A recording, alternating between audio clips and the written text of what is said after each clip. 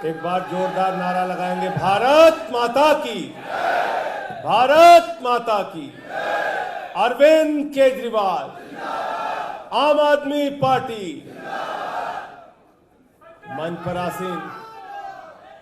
पर आसीन आम आदमी पार्टी के प्रदेश के अध्यक्ष कैबिनेट मंत्री गोपाल राय जी, आम आदमी पार्टी के संगठन महामंत्री राज्यसभा के सांसद भाई संदीप पाठक जी, मंच पर आसीन हमारी पार्टी के राष्ट्रीय सचिव आदरणीय पंकज गुप्ता जी, कैबिनेट मंत्री आतिशी जी, सौरभ भाई, इमरान हुसैन जी, हमारे साथी गुलाब भाई, ऋतुराज जी, जर्नैल भाई, राजेश गुप्ता जी और दो साथी जिन्होंने चुनाव लड़ा था वो यहाँ पे हमारे बीच में हैं, सोमनाथ भारती जी, कुलदीप जी।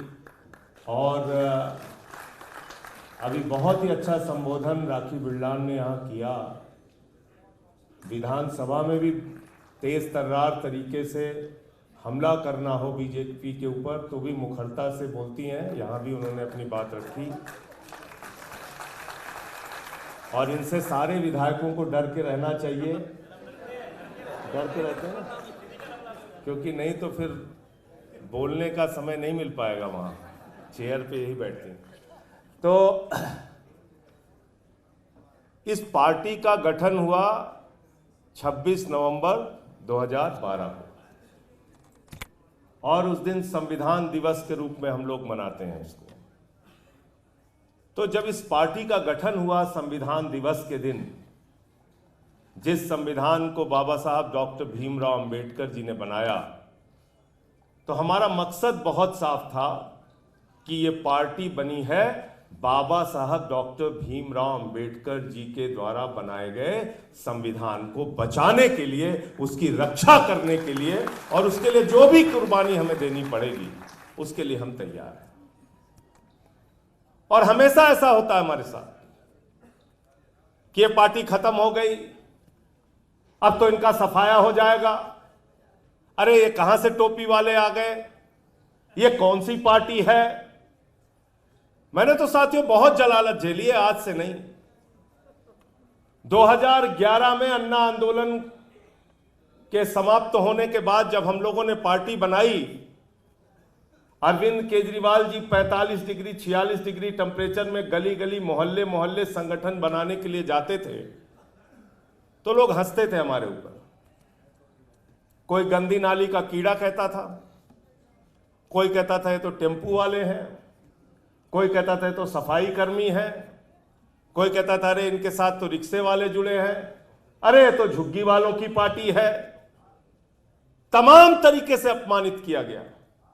लेकिन वही झुग्गी वालों की पार्टी, वही सफाई कर्मियों की पार्टी, वही ऑटो वालों की पार्टी, वही गरीब आदमी की पार्टी 2013 में हम लोग लड़े।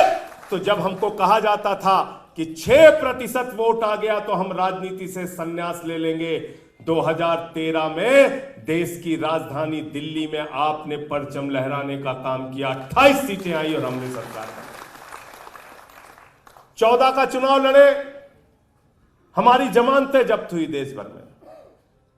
और केजरीवाल जी वो वाकया सुनाते भी हैं कि जब वो आए और अपने घर में जा रहे थे कौशाम्बी, तो गेट पे खड़ा हुआ, गेट का जो दरबान होता है, उसने कहा आ गए आप, गए थे मोदी से चुनाव लड़ने, और हमारा हंसी मजाक उड़ाया गया।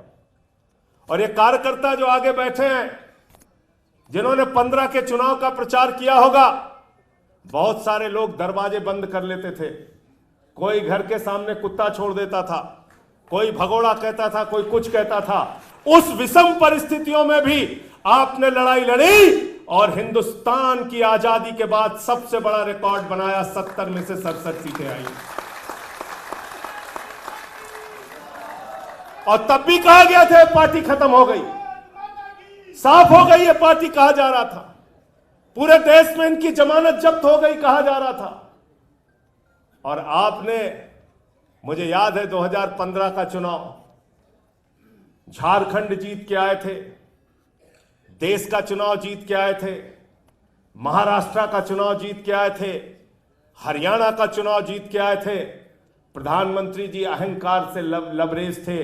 इसी रामलीला के मैदान में खड़े हुए कहने लगे, ये केजरीवाल तो बदनसीब है, मैं नसीब वाला हूं, मुझे वोट दे देना। और हमारे कार्यकर्ता रोए थे वो बात सुन के। कई लोगों ने टीवी बंद कर दिया था और कहा था, मोदी जी इतना अहंकार अच्छा नहीं है, केजरीवाल को बदनसीब बोल रहे हैं। और ये हालत की दिल्ली के लोगों ने, ये हालत की कि जो 2014 में इतने बड़े मैंडेट के साथ, इतने बड़े जनादेश के साथ प्रधानमंत्री जीत के आए थे, उनको दिल्ली के अंदर स्कूटर पार्टी बनाने का काम आपने किया। 3 विधायक उनसे, 3 विधायक आए। 2017 का चुनाव हम लोग लड़े। पहला चुनाव था पंजाब में, 20 सीटें वहां पे आई, सहयोगियों की 2 सीटें, 22 सीटें वहां आई। एमसीडी का चुनाव लड़े, दिल्ली में अच्छा प्रदर्शन नहीं हुआ। 19 का चुनाव लड़े, 19 के चुनाव में भी हम लोग हार गए।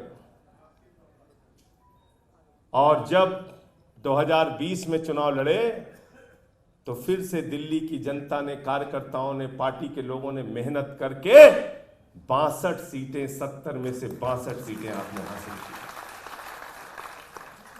मैं ये बातें इसलिए बता रहा हूं कि भारत की राजनीतिक इतिहास में शायद कोई पार्टी ऐसी नहीं होगी जिसने इतना उतार चढ़ाव अपनी जिंदगी में देखा होगा जितना आम आदमी पार्टी ने देखा है। इसके लिए सबसे ज्यादा बधाई के पात्र आप लोग। आपने कभी साथ नहीं छोड़ा, हमारे कार्यकर्ताओं ने साथ नहीं छोड़ा, भूखे रहे, प्यासे रहे, लेकिन साथ खड़े रहे। अन्ना के आंदोलन में भी साथ खड़े रहे, 13 के चुनाव में भी साथ खड़े रहे, 14 के चुनाव में भी साथ खड़े रहे, 17 में भी खड़े रहे, 15 में भी खड़े रहे, 19 के चुनाव में खड़े रहे। और संकट के समय में ही मित्रों की पहचान होती है, संकट के समय में ही दोस्तों की पहचान होती है। यह सबसे मुश्किल का वक्त है पार्टी के लिए, जब हमारे पार्टी के मुखिया अरविंद केजरीवाल जी जेल में है, एक ऐसे शिक्षा मंत्री जिसकी पूरी दुनिया में तारीफ होती है, मनीष सिसोदिया जेल में है, एक ऐसे स्वास्थ्य मंत्री जिन्होंने मोहल्ला क्लिनिक का मॉडल दिया, जेल में है। मुझे 6 महीने उठा के जेल में रखा। हमारा भाई ऋतुराज यहां पे कह रहा था कि 13 सांसद हैं हमारे, हम डील करना चाहें तो कभी भी कर सकते हैं। एक एक सांसद वाले कैबिनेट मंत्री बन गए। ये आम आदमी पार्टी है, आंदोलन के कोख से निकली हुई पार्टी है। हम यहां लीडर बनने आए हैं, डीलर बनने नहीं आए। हम यहां लीडर बनने आए, हम कार्यकर्ता बनने आए हैं, हम लोगों के लिए काम करने आए हैं, हम डीलर बनने के लिए नहीं आए हैं। डीलर शिंदे की पार्टी में है, डीलर अजीत पवार के साथ हैं। ये आम आदमी पार्टी है। हम लोग यहां पर एक कार्यकर्ता की तरह इनसे लड़ेंगे और तब तक लड़ेंगे जब तक इनको हरा नहीं देंगे। इतना अहंकार देश के प्रधानमंत्री को, 400 पार 400 पार 400 पार का नारा दिया। कितनी सीटें आई? 240। और किन परिस्थितियों में? सारा का सारा मीडिया मोदी जी के साथ, चुनाव आयोग मोदी जी के साथ, पुलिस मोदी जी के साथ, सीबीआई मोदी जी के साथ, ईडी मोदी जी के साथ, income tax department Modi ji के साथ, पूरा तंत्र मोदी जी के साथ, सब कुछ मोदी जी के साथ था। लेकिन बावजूद इसके देश की जनता ने कहा, हम तुमको 300 नहीं, 400 नहीं, 240 पे रोकेंगे, 272 भी नहीं देंगे। मैंने तो पूरे चुनाव में एक ही नारा दिया।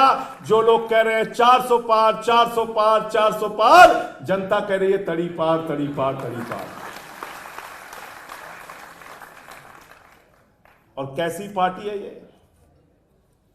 कितनी खतरनाक पार्टी है ये? कितना जहर, कितनी नफरत भरी है इनके मन में।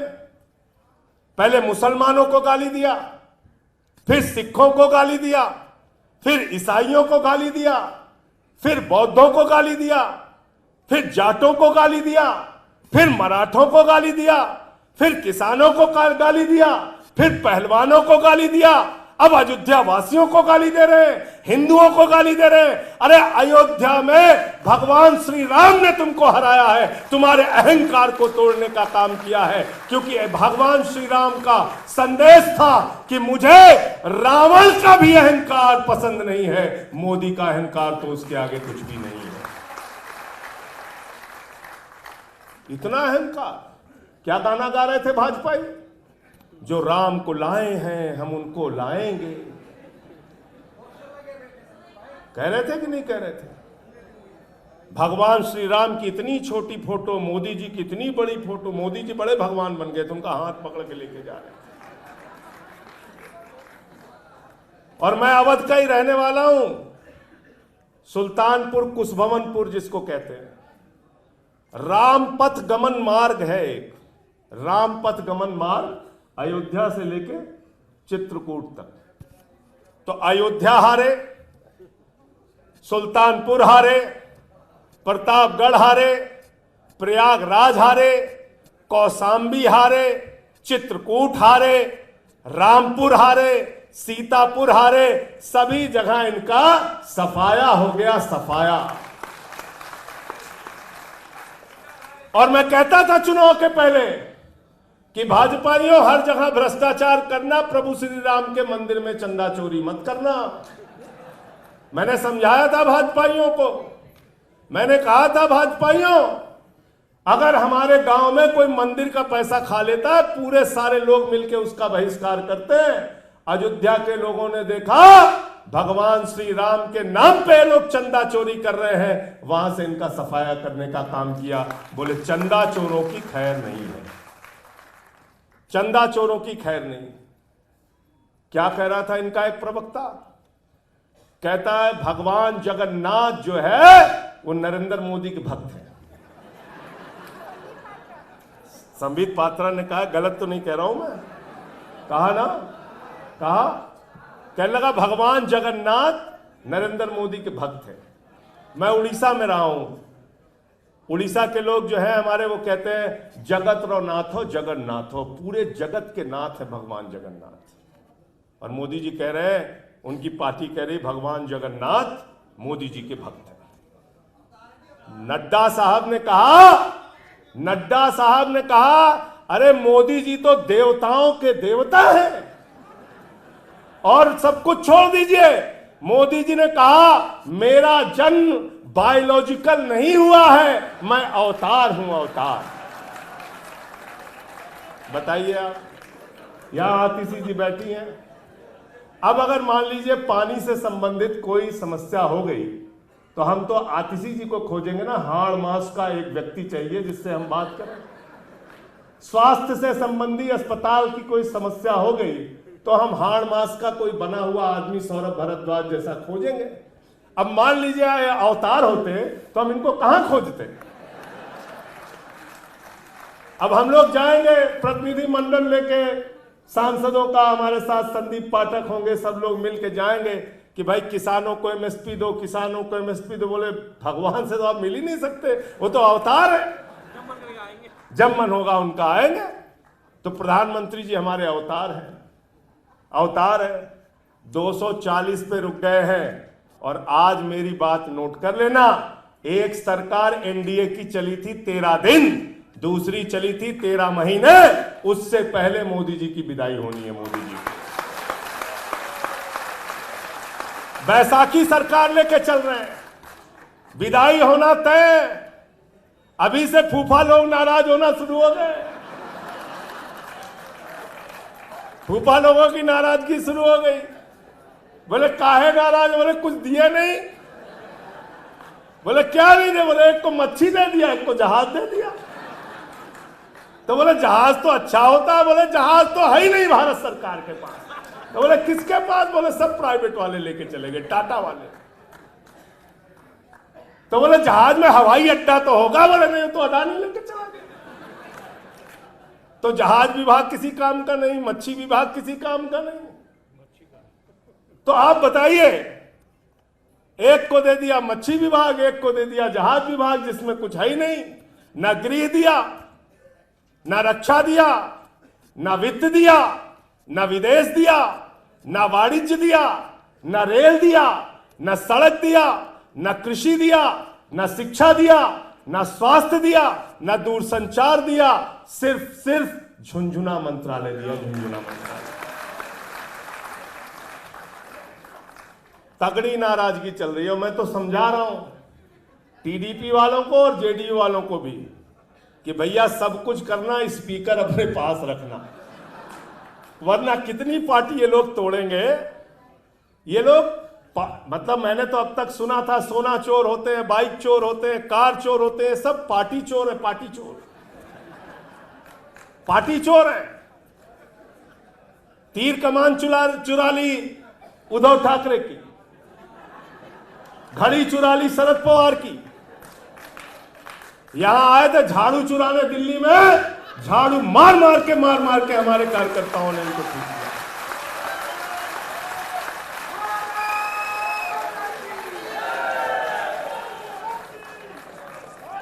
एक को पंजाब में ले जा पाए, एक को पंजाब में ले गए, हमारे सांसद को बीजेपी से चुनाव लड़ाया। क्या हाल हुआ संदीप भाई उसका? हार गया ना। क्या नंबर पे था?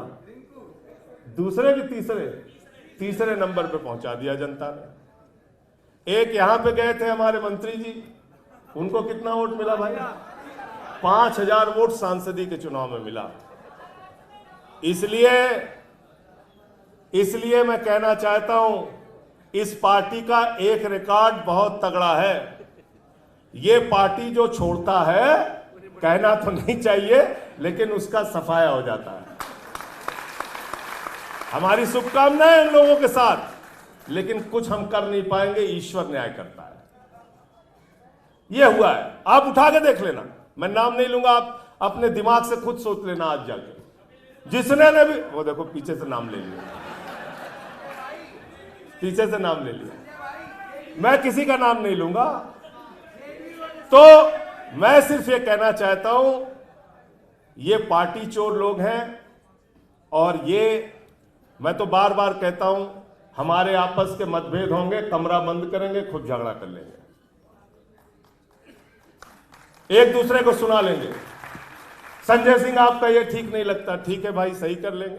आपकी ये चीज पसंद नहीं है, ऐसे कर लो, ऐसे कर लो, सब सुन लेंगे सारे हमारे जितने लीडर हैं, क्योंकि हम परिवार हैं।